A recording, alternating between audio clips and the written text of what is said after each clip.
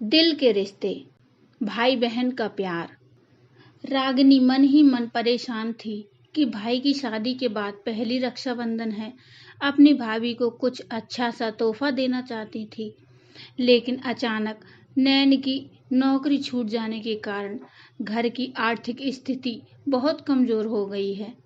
2 बच्चों के साथ बूढ़े सास ससुर की दवाइयों का खर्च, किराए का मकान, सब कुछ इस समय बड़ा मुश्किल हो रहा था।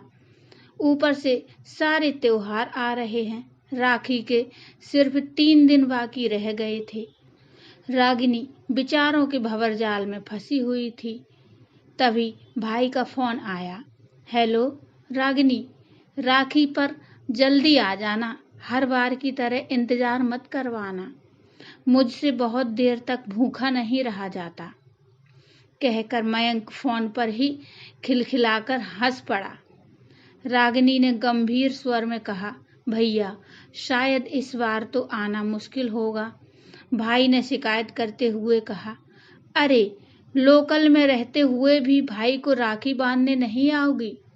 राखी के लिए तो बहनें कितनी दूर दूर से आ जाती हैं।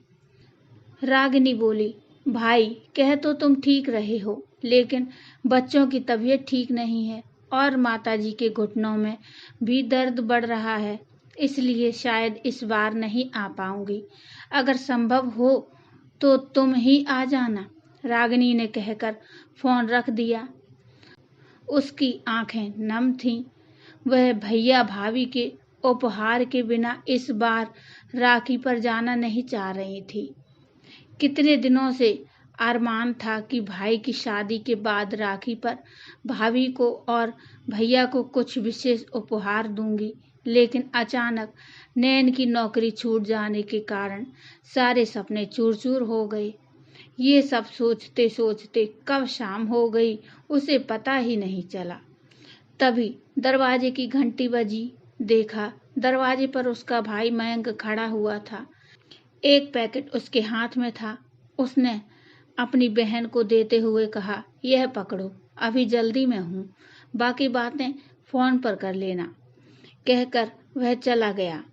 मयंक के जाने के बाद रागिनी ने पैकेट खोलकर देखा, जिसमें एक सुंदर सी ड्रेस भाभी के लिए और भाई के पसंद का परफ्यूम था। एक छोटी सी पर्ची थी कि तुम्हारा भाई हूँ, तुम्हारे मन की हर बात जानता हूँ, राखी पर समय से आ जाना। इतना पढ़ते ही रागिनी की आंखों से अश्रुधारा बह निकली।